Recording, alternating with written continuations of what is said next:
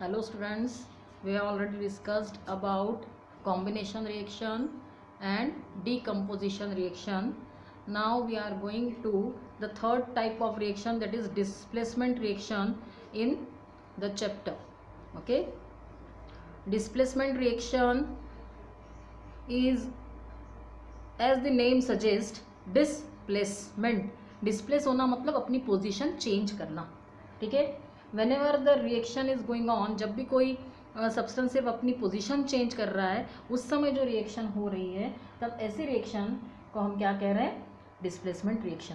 But position क्यों change होगी? Due to the more reactive element displaces the less reactive element. मतलब जो ज़्यादा रिएक्टिव होगा वो लेस रिएक्टिव को अपनी प्लेस से हटा देगा. ठीक है, ये आयनिक कंपाउंड में ज़्यादातर देखने को मिलती है हमको. Displacement reactions are mostly observe in ionic compound. Ionic compound मतलब क्या? जिसमें कि एक एटम कैसा है, पॉजिटिव और दूसरा निगेटिव. जैसे कि हम कहें NaCl, तो Na पॉजिटिव, Cl निगेटिव. ये कैसा है, ionic compound in which the transfer of electron takes place due to the formation of ionic bond. They are called ionic compound, है ना. We already studied about ionic compounds in previous class also. That is whenever there is transfer of electron. Transfer of electron मतलब जिसके पास ज़्यादा electron है वो कम की तरफ एक इलेक्ट्रॉन ट्रांसफर कर रहे हैं और आयनिक बॉन्ड फॉर्म कर रहा है. Na जो कि 281 था, ठीक है, इलेक्ट्रॉनिक कॉन्फ़िगरेशन, और Cl जो 287 था, इसके पास एक इलेक्ट्रॉन ज़्यादा था, इसके पास एक की कमी थी. इसने क्या किया, एक इलेक्ट्रॉन ट्रांसफ़र करके खुद पॉजिटिव चार्ज हो गया और क्लोरीन ने एक इलेक्ट्रॉन लेकर निगेटिव चार्ज बन गया. मीन्स आयन्स फॉर्म हो गए. Whenever there is transfer of electron then they are forming ionic bond in between them. उनके बीच में जो बॉन्ड फॉर्म होता है, this bond is called ionic bond and the compound are called ionic compounds, है ना. ये चीज़ हम जानते हैं.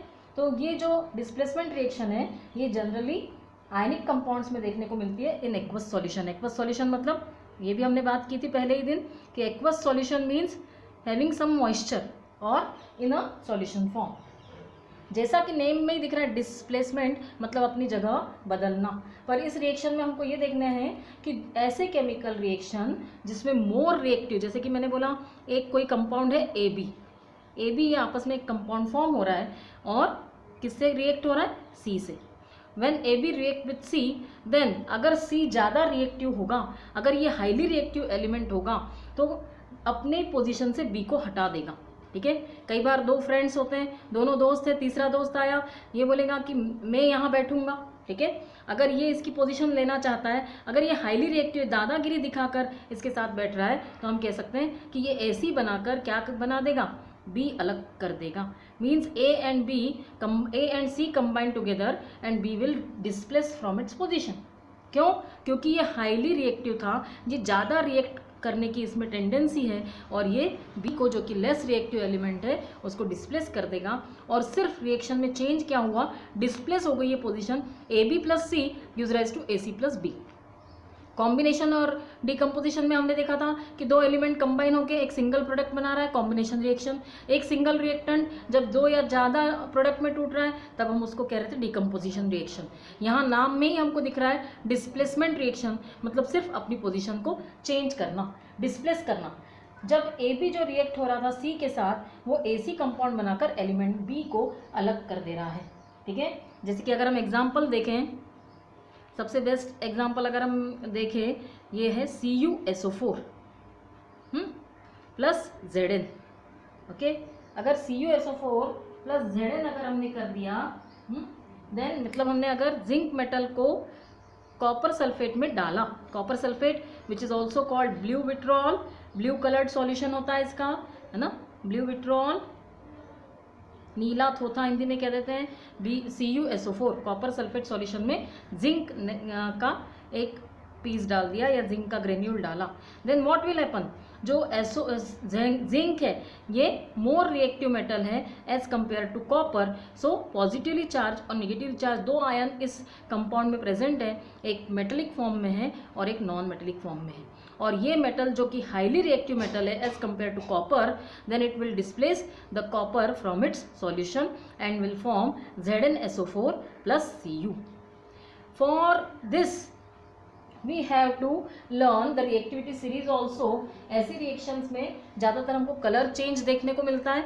जो कॉपर सल्फेट ब्लू कलर का था, अब वो ब्राउन कलर कॉपर मेटल में, यहाँ पर ब्राउन कलर की कॉपर मेटल हमें दिखाई देने लग गई. ठीक है.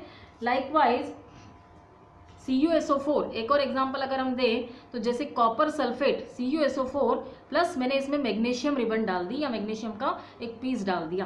Copper sulphate also having the blue coloured solution, ये ब्लू कलर का है. और मैग्नीशियम जो हमें पता है सिल्वरी वाइट कलर की मेटल है, it is silvery white metal. यहाँ पे हम कलर चेंज भी देख रहे हैं. हमने पहले ही दिन कहा था केमिकल रिएक्शंस जब भी होती हैं तब हमको उसमें कलर चेंज के थ्रू भी हम ऑब्जर्व कर सकते हैं कि टेस्ट ट्यूब में अगर कुछ रखा है, अगर एक चीज़ दूसरी और उसमें डाल दी तो उसमें कलर चेंज हुआ, मतलब हम कह सकते हैं कि हाँ कुछ ना कुछ केमिकल रिएक्शन हुई है. ठीक है. तो ये जो ब्लू कलर्ड कॉपर सल्फेट था उसमें सिल्वरी वाइट कलर्ड मैग्नीशियम का एक पीस डाला.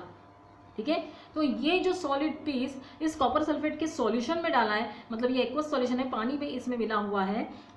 When it reacts than copper which is less reactive than magnesium, so it will be displaced by magnesium. Magnesium इसको हटा देगा कि हटो कॉपर, मैग्नीशियम कॉपर को बोलेगा कि नहीं मैं सल्फेट के साथ जुड़ जाऊंगा. मैग्नीशियम सल्फेट फॉर्म हो जाएगा MgSO4 और Cu कॉपर मेटल अलग हो जाएगा and the aqueous solution of magnesium sulphate will be obtained. The magnesium sulphate का जो सॉल्यूशन होता है वो कलरलेस होता है. ओके. मतलब पहले जो सॉल्यूशन का कलर था ब्लू कलर था, अगर मैंने टेस्ट ट्यूब में कॉपर सल्फेट सॉल्यूशन लिया था, अगर उस टेस्ट ट्यूब का सॉल्यूशन का कलर कैसा है, ब्लू कलर्ड. ओके. और इसी में हमने मैग्नीशियम का एक पीस डाला प्लस मैग्नीशियम कर दिया. ठीक है. CuSO4 का सॉल्यूशन था, उसमें मैग्नीशियम डालते से हमारी टेस्ट ट्यूब का कलर कैसा हो गया, test tube colour becomes colourless. जो सॉल्यूशन था टेस्ट ट्यूब के अंदर कलर ब्लू कलर्ड सॉल्यूशन था वो अब कैसा हो गया, कलरलेस. कलर गायब हो गया, ब्लू कलर गायब हो चुका है. Means we can say that the copper sulphate which is displaced by magnesium, the copper which is less reactive is displaced by magnesium and the magnesium sulfate solution form. और brown colored का ये red brown colour की copper metal अलग से दिखाई देने लगेगी. ठीक है. Red brown copper metal will be obtained at the end. Okay. So इस डिस्प्लेसमेंट रिएक्शन में हमको क्या क्या चीज़ें देखने को मिल रही है कि ये रिएक्शन ज़्यादातर कलर चेंज होता है इनमें. ठीक है. यहाँ पर भी हमें कलर चेंज दिख रहा था. ठीक है. देन इनमें प्रेसिपिटेट फॉर्मेशन हो सकता है.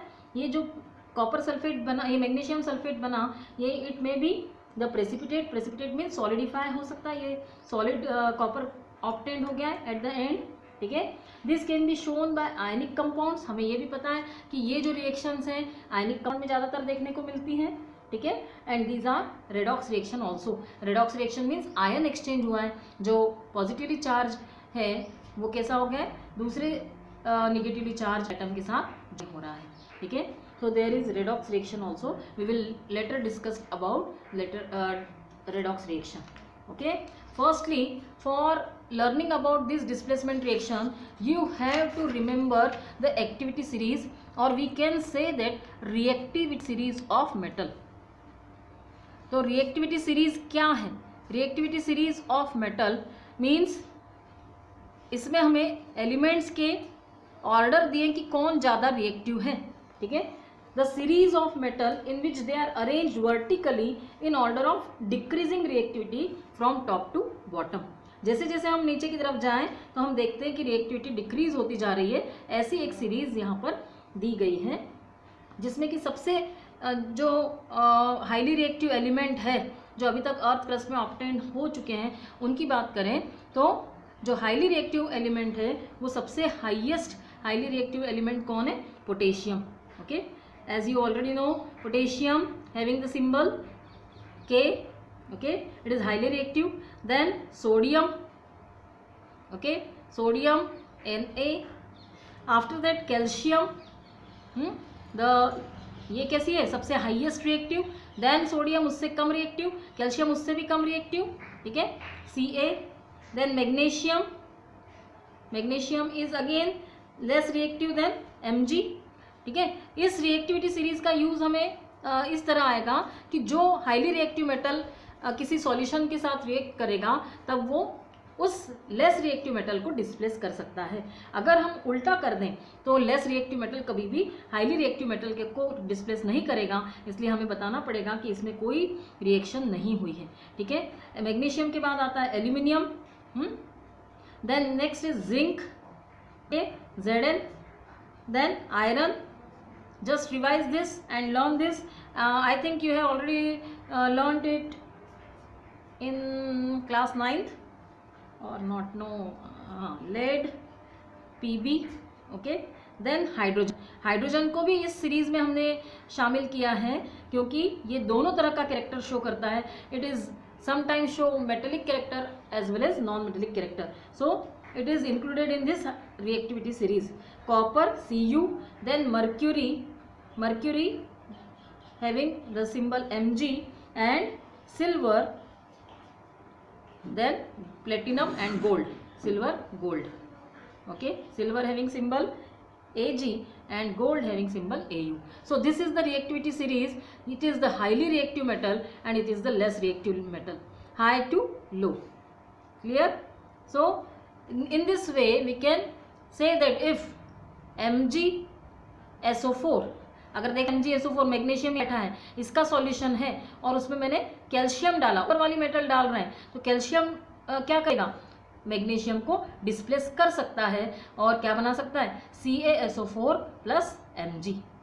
If we do the just reverse order, अगर हमने उल्टा कर दिया MgSO4 प्लस Zn कर दिया, क्लियर, MgSO4 प्लस Zn किया तो जिंक तो लेस रिएक्टिव है, इसलिए हमको लिखना पड़ेगा नो रिएक्शन, क्योंकि जिंक इस मैग्नीशियम जो कि ज़्यादा ताकतवर है, ज़्यादा हाई रिएक्टिव है, वो लेस रिएक्टिव मेटल को डिस्प्लेस नहीं कर पाएगा, and we can say that no reaction will be there. Clear? Just enough for today. We will go through this continuation in the next lecture. Just revise and learn this activity series. Okay, learn it. Thank you.